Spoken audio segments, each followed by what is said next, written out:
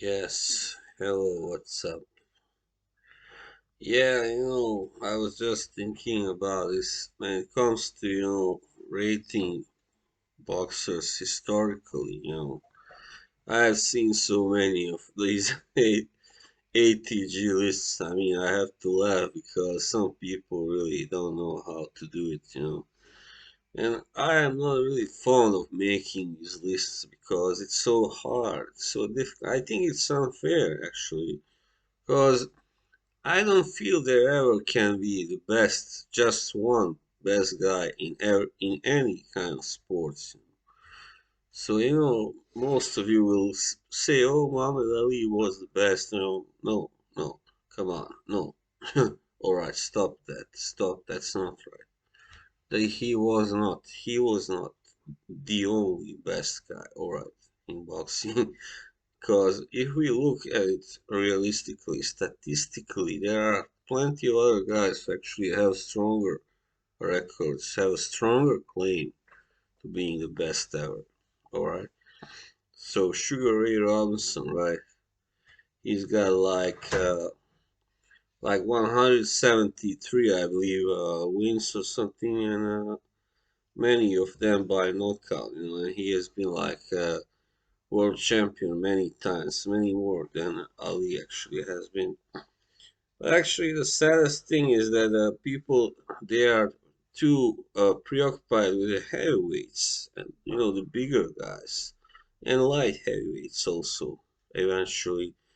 So they don't really take into consideration the smaller classes such as lightweight, featherweight, and all that, bantamweight. So you know. Uh, Yeah, I mean, if you look at people like Floyd Mayweather, for instance, I mean, he's got a perfect record, but that's another thing. What lies behind that perfect record? Is it in reality so perfect as it looks? Of course not. I mean, most people, many experts actually have seen all his biggest fights, all right, will say that he should have lost at least once in reality. That was to Jose Luis Castillo in the first fight in April 2002. So, yeah, that's one thing, right? Another thing is the Pacquiao fight, of course, he didn't fight him when Pacquiao was at his best. They actually, I believe, they should have, think, should have had their first fight was scheduled for March 2010, I believe. So anyway, Floyd pulled out, and he pulled out more than once after that. So it was obvious he didn't want to fight Manny when he was at his best. When he was trashing everybody. So he fought him in 2015 after he had been knocked out by Juan Manuel Marquez and lost like to well, he lost to Timothy Bradley, but that was bullshit, of course. But anyway, he was no longer the same guy, of course, in 2015. He was still alright, he was still game, but he was not at his peak anymore. He was 37, yeah, already. I believe. Yeah, that's right. So, even though Floyd actually is a little older, a year and a half, he had a layoff for almost 2 years. Yeah, he did have a layoff before coming back. So, yeah, huh. Yeah, so, he was, sorry. So, yeah, I mean, you can say he does belong among the best, but, the way he also won some of his fights was not so, fair, like against Victor Ortiz, for instance. We can argue about that.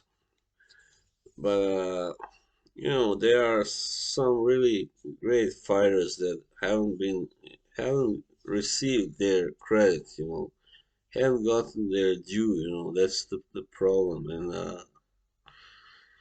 yeah, so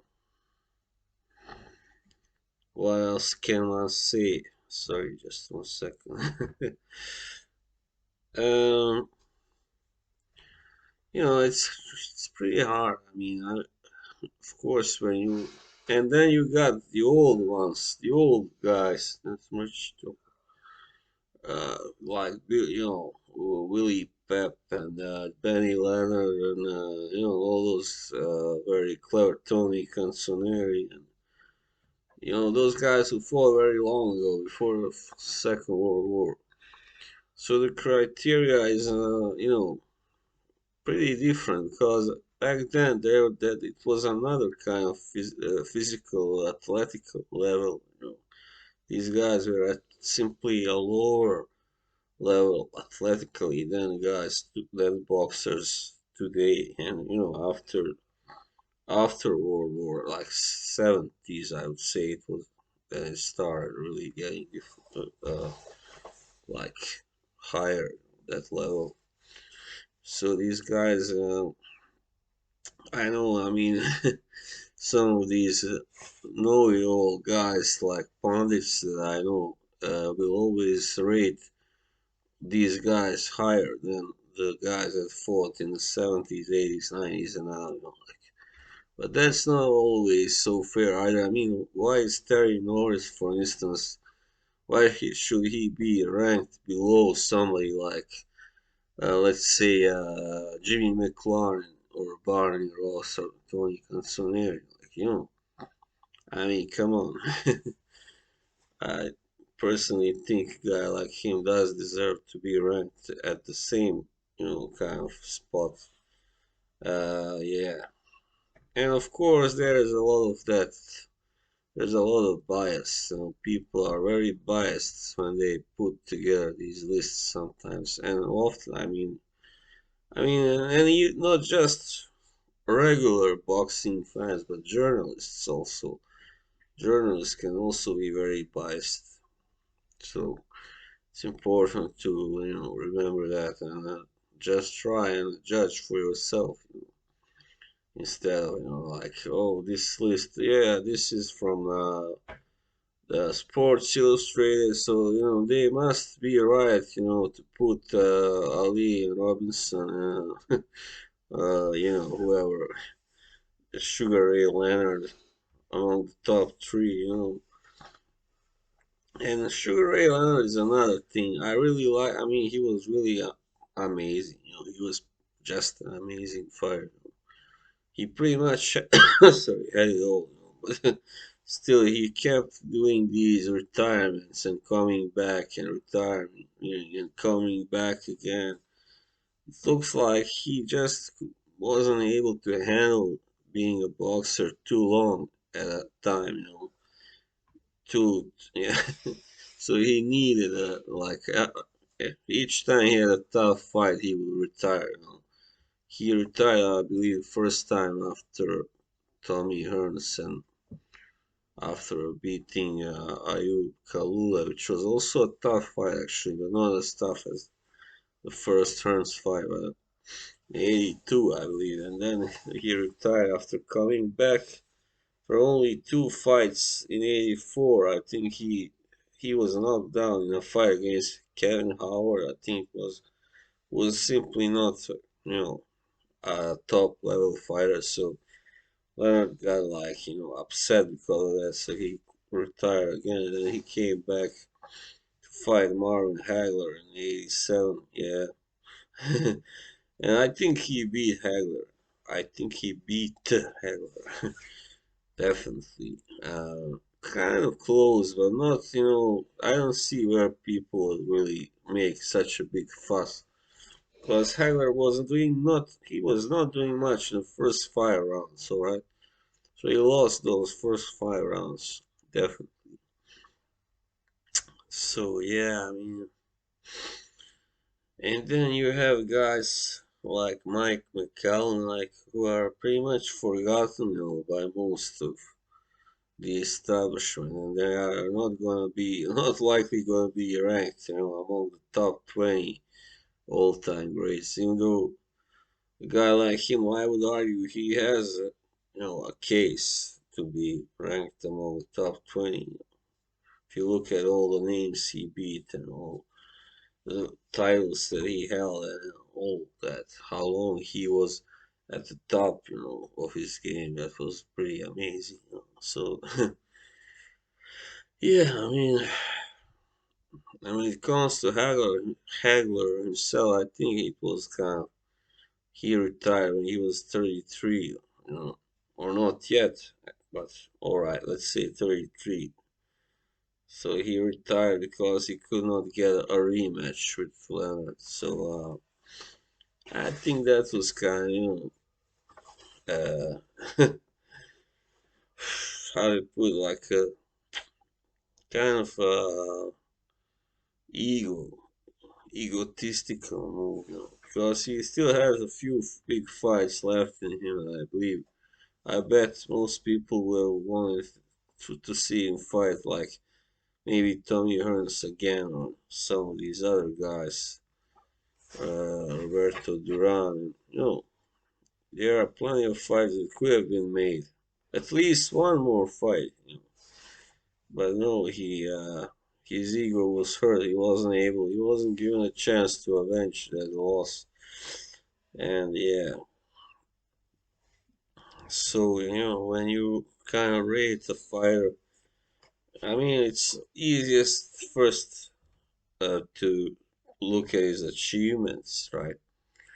There are plenty of really talented fighters who could have achieved a lot more, but they didn't. They could have achieved a lot, but they didn't, right? So that's another thing. No matter how talented somebody was, or they might have been unlucky, maybe they got cut or whatever, they got disqualified in a big fight, so or even robbed, by the judges. But still, the achievements really are the most important thing. Criteria when you are rating a fighter in the pound for pound all-time greats. Uh, kind of yeah way. So yeah, you must really have an open mind and not just go for what's the most established, what's the most popular way of ranking somebody.